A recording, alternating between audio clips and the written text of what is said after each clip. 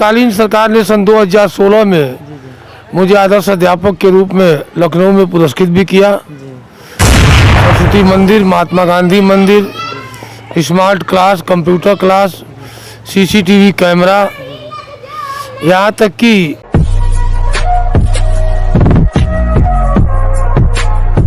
अभी हम उसी विद्यालय में पहुंचे हैं जिस विद्यालय को 2 बार उत्तर प्रदेश गवर्नमेंट की तरफ से सम्मानित किया गया आदर्श विद्यालय के तौर पर। हालांकि मैं इस विद्यालय में आया हूँ, इस विद्यालय को जो कि काफ़ी ये विद्यालय जो चर्चित है, यहाँ की जो बच्ची थी वो भी गाना गाई थी तो वायरल हुआ था, और इस विद्यालय को जो कि मॉडल विद्यालय के स्तर से सम्मानित भी किया गया। हमारे साथ जो कि प्रधानाध्यापक सर हैं, इनसे भी जानने का प्रयास करेंगे इस विद्यालय में क्या क्या चीज़ें जो कि उपलब्ध है, किस प्रकार बच्चों को गतिविधियों द्वारा पढ़ाया जाता है, और अन्य भी चीज़ों पर हम फोकस करेंगे। सबसे पहले आर्या पब्लिक न्यूज़ स्वागत है सर।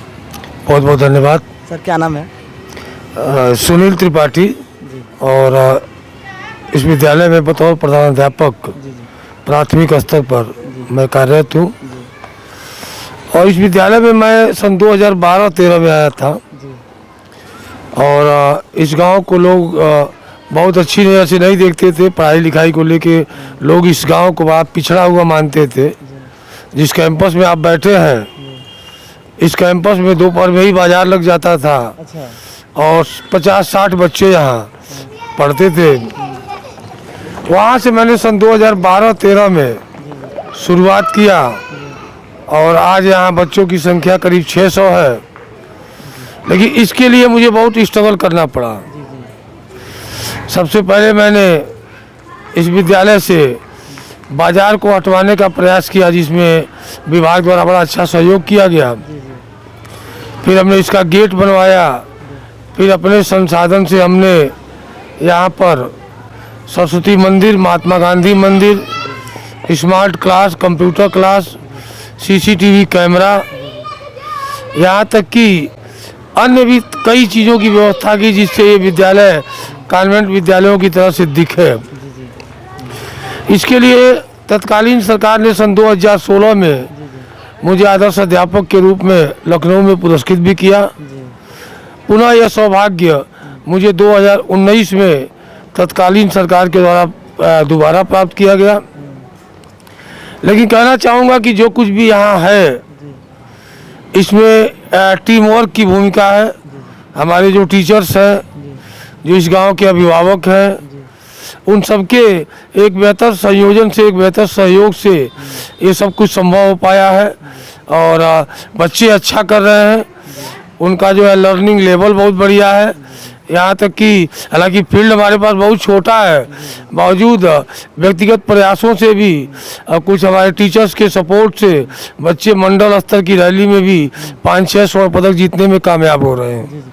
कुछ क्लिप है इस विद्यालय का, मैं दिखाने का प्रयास करूंगा। हालांकि मैं इस क्लिप को मतलब जो कि फोकस कीजिएगा, आप डिस्प्ले पर फोकस कीजिएगा, उस पर दिख रहा होगा एक क्लिप। मैं इस विद्यालय के बारे में और भी चीज़ें जानने का प्रयास करूँगा। हालांकि सर जो कि यहाँ से जो कि मार्केट लगता था तो हटवाने का प्रयास किया। और भी विद्यालय में जो कि कुछ लोग भैंस बांधते हैं, गाय बांधते हैं, और भी चीज़ें जो कि बांधते हैं, तो वो जो टीचर है वो किस प्रकार हटवाएं, सर से जानने का प्रयास करेंगे।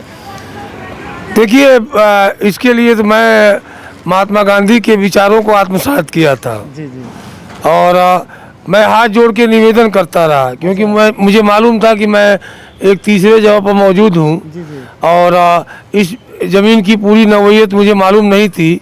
तो मैंने रिक्वेस्ट किया, गांव के प्रबुद्ध लोगों की कई बार मीटिंग बुलाई, और उसका असर हुआ कि लोगों ने यहाँ से बाज़ार हटा लिया। और बाज़ार हटाने से लोगों को फ़ायदा ये हुआ कि आज इस गांव से, पहले इस गांव से जो है 2-3 साइकिलें लड़कियों की नहीं जाती थी। आज इस गांव से करीब 200 से अधिक लड़कियों की साइकिलें विभिन्न विद्यालयों में जाती हैं, जहां बच्चे पढ़ते हैं।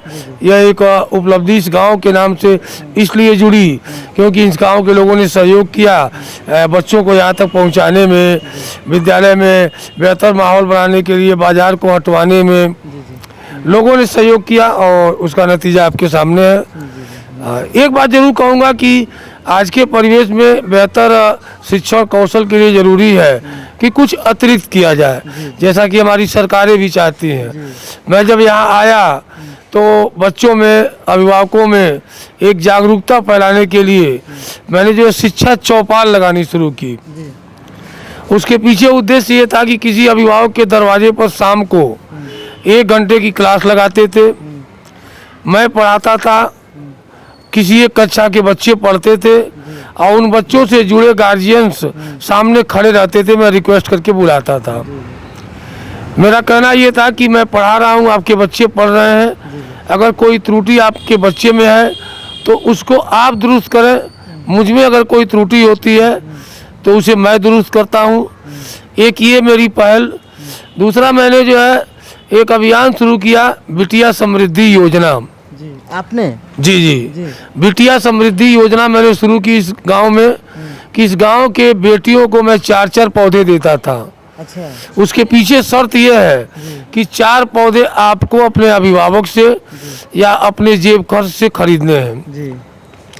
उन 8 पौधों का नाम अपने माता पिता के नाम पर, किसी महापुरुष के नाम पर, अपने किसी प्रिय गुरुजी के नाम पर या किसी स्वतंत्रता सेनानी के नाम पर आप उसे रखें और उस पौधे का संरक्षण करें। इस तरह से अगर कोई बच्चा मेरे पास 8 साल पढ़ता है तो करीब करीब वो 80 पौधे लगा देता है। लापरवाही वर्ष या प्राकृतिक आपदा वर्ष अगर उसमें से आधे पौधे भी समाप्त हो जाते हैं, कहीं टूट जाते हैं, सूख जाते हैं, 40 पौधे अगर भी बचते हैं, अगर वह बेटी जो है पढ़ करके लिख करके अपने नए घर पर चली जाती है, विवाह उसका हो जाता है, तो जो लोग ये कहते हैं कि बेटियां बोझ होती हैं, उन्हें यह मालूम पड़ जाएगा कि जो बेटी अपने घर से विदा हो रही है, अपने पिता को 40-50 पौधों का उपहार दे के जा रही है, जो उनके बुढ़ापे में निश्चित रूप से एक बड़ी रकम के रूप में मौजूद रहेगी। सर, आपके विद्यालय में और ऐसे क्या चीज़ है जिसे लोग फोकस करते हैं इस विद्यालय पर? ये हम जो है गार्जियंस के संपर्क में रहते हैं। जैसे आपके पाल्य क्या पढ़ रहे हैं उसकी जानकारी आप तक पहुंचाते हैं। मैं सन 2016 से ही जो है मैं जो है एक ग्रुप बना के चलाता हूं अभिभावकों के साथ। बच्चों की शिकायतें भी उसमें आती हैं, अभिभावक भी अपनी शिकायतें दर्ज कराते हैं। फर्स्ट चीज़ ये। दूसरी चीज़ ये कि समय समय पर जो बच्चे विद्यालय कम आए, उनका अटेंडेंस कम रहा, या यदि वो साफ़ सुथरा होकर के नहीं आए, या उनका लर्निंग आउटकम थोड़ा सा वीक चल रहा है, तो ऐसे बच्चों के गार्जियन से मैं जाके मिलता हूँ और उन्हें बताता हूँ कि आपके बच्चे में इस तरह की प्रोग्रेस है और आपको ये करने की ज़रूरत है। तो अभिभावकों में एक चेतना जगी कि एक ऐसा विद्यालय है जहाँ के टीचर्स जो है घर तक पहुँच करके बच्चों की कमियों को बता रहे हैं और दुरुस्त कराने का प्रयास कर रहे हैं। आपके विद्यालय में कितने टीचर हैं सर? हमारे यहाँ 12 टीचर हम लोग हैं और हमारी 9 क्लासेज लगती हैं, जिसमें से 7 क्लासेज ऐसे हो जाती हैं कक्षावार और 2 अतिरिक्त क्लासेज हमारी लगती हैं जिसमें स्मार्ट क्लास के माध्यम से बच्चों को शिक्षा दी जाती है। अच्छा, इस विद्यालय में कंप्यूटर का भी व्यवस्था हुआ है? जी बिल्कुल। अब 2016 से ही मेरे पास कंप्यूटर भी है और जैसे आप पत्रकार साथी आए हुए हैं उसी तरह से दुनिया का एक मशहूर अखबार है दैनिक जागरण, उन्होंने पहली बार इस विद्यालय को प्रकाशित किया था 2015-16 में, जब यहाँ लैपटॉप के माध्यम से बच्चों को टेलीविज़न के माध्यम से पढ़ाई कराई जाती थी।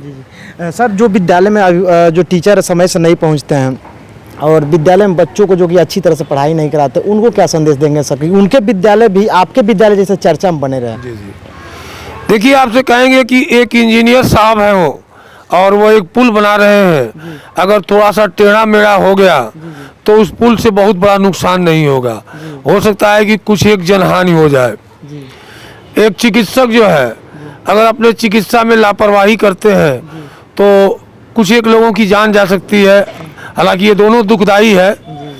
लेकिन एक अध्यापक जो है अगर अपने दायित्व के का ठीक ढंग से निर्वहन नहीं कर रहा है तो समझिए एक पीढ़ी प्रभावित होती है, एक पीढ़ी खराब हो जाती है। ऐसे में मैं चाहूँगा कि मैं ये तो नहीं कह रहा हूँ कि आप हमारी बात माने, लेकिन ये ज़रूर अपने आप से पूछें कि ईश्वर ने हमें आपको ये वरदान दिया है अध्यापक होने का, हमें समाज को, देश को एक नई दिशा देने के लिए, एक नई पीढ़ी को तैयार करने के लिए, देश की नींव को मजबूत करने का जिम्मा हमारे कंधों पर है। हम थोड़ा थोड़ा अपने दायित्वों को ठीक ढंग से निर्वहन करें तो निश्चित रूप से मेरा देश जो है, जैसा कि कहा जाता है सनातन संस्कृति में विश्व गुरु, तो हम पहले विश्व गुरु रहे हैं, अब भी विश्व गुरु है, लेकिन अगर हम थोड़ा सा और ध्यान देंगे तो सुपर विश्व गुरु बन सकते हैं। सर, गवर्नमेंट स्तर से जितना मतलब योजनाएं आती है, क्या आप अपने विद्यालय में सभी योजनाओं को लागू करते हैं कि नहीं लागू करते हैं? बिल्कुल, सरकार की जितनी मंशा है, अभी डीबीटी के माध्यम से, डायरेक्ट बेनिफिट ट्रांसफ़र के माध्यम से बच्चों के खाते में पैसे भेजे जा रहे हैं। ड्रेस हुआ, जूता मोजा हुआ, बैग हुआ, इन सब का हम ध्यान रखते हैं। सबसे बड़ा ध्यान ये रखते हैं कि सरकार ने जो है नई शिक्षा नीति में जो निपुण की व्यवस्था कर रखी है, बच्चों को कक्षा 1 से 3 तक के बच्चों को निपुण बनाने की, उस पर मैं लगातार प्रयास कर रहा हूं। जैसा कि मेरे खंड शिक्षा अधिकारी महोदय अपनी जांच में इस स्कूल में आपको बताए भी हैं कि मेरा ये फोकस है कि 2023 के 31 दिसंबर तक मैं उस लक्ष्य को हासिल कर लूं, ताकि जो है सरकार की योजना में एक मेरा छोटा सा सहयोग हो सके। एक कड़वा सवाल सर, कि इस गवर्नमेंट से कोई आपको सिकवा गिला नहीं है सर? नहीं, देखिए, अगर हम सरकार के काम काज की समीक्षा करना मेरा विषय नहीं है, लेकिन इतना ज़रूर कहूँगा कि बेसिक शिक्षा को बहुत ही मजबूत बनाने के लिए सरकार बहुत अच्छा प्रयास कर रही है। अभी एक हमारे कुशीनगर में चल रहा है कि ग्राम पंचायतों के जो तालाब है उसकी नीलामी से जो धन एकत्रित हो रहा है, उससे हर विद्यालयों को जो है डेस्क और बेंच मुहैया कराया जा रहा है। तो सरकार बड़ा अच्छा कोशिश कर रही है। बस थोड़ा सा ये करना है कि जहाँ पर भी छात्र संख्या है उसके हिसाब से वहाँ अध्यापक की नियुक्ति अगर हो जाती है तो निश्चित रूप से जो हमारे सम्मानीय मुख्यमंत्री दिल्ली माननीय अरविंद केजरीवाल जी अपने विद्यालय को चैलेंज करते हैं, तो उन्हें चाहिए कि हम जैसों का प्रयास भी देखें, और हमारी सरकार जो हमको प्रोत्साहित कर रही है उनके प्रोत्साहन से जो हम कुछ कर रहे हैं, आप भी कभी इस बार आकर के देखें कि हम एक ऐसे बच्चों को पढ़ाना चाहते हैं, पढ़ा रहे हैं जिस गांव में, जिस अभिभावकों में, जिस परिवार में पढ़ाई का माहौल नहीं है, उनको कोई ट्यूशन नहीं मिलता है, उनको घर पर बैठा के डांट के पढ़ाने वाले अभिभावक नहीं मिलते हैं, बावजूद हमारे बच्चे जो है आपको जो है 40-40 तक का पढ़ा सुना सकते हैं। आपको जो है कक्षा 3-4 के बच्चे हमारे लौसों मौसों के सवाल लगा सकते हैं। कहीं ना कहीं हमारे बच्चे जो है दुनिया की तमाम राजनीति, इकोनॉमी से लेकर के और उनके कैपिटल्स के बारे में भी अच्छी जानकारी रखते हैं। एक सवाल और सर, कि जो अभिभावक अपने बच्चों को सरकारी विद्यालय में नहीं भेजते हैं, गलत अवधारणा मतलब ग्रहण कर लिए हैं, उनको क्या सजेशन देंगे सर कि वो अपने बच्चों को सरकारी विद्यालय में भेजना शुरू कर दें, हालांकि प्राइवेट में नहीं? देखिए, मैं अभिभावकों से अपील करूंगा कि सभी पढ़े लिखे लोग हैं, आप लोग जो है अगर किसी प्राइवेट विद्यालय में भेजते हैं तो वहाँ जो है जो बच्चों का ज्ञान है वह एक गाइड के समान है। जैसे 4 पन्ने की एक गाइड आती थी हाई स्कूल, इंटर या स्नातक स्तर पर पास होने के लिए, तो कॉन्वेंट स्कूल का जो ज्ञान है वो गाइड है, और बेसिक शिक्षा परिषद का जो ज्ञान है वो टेक्स्ट बुक है।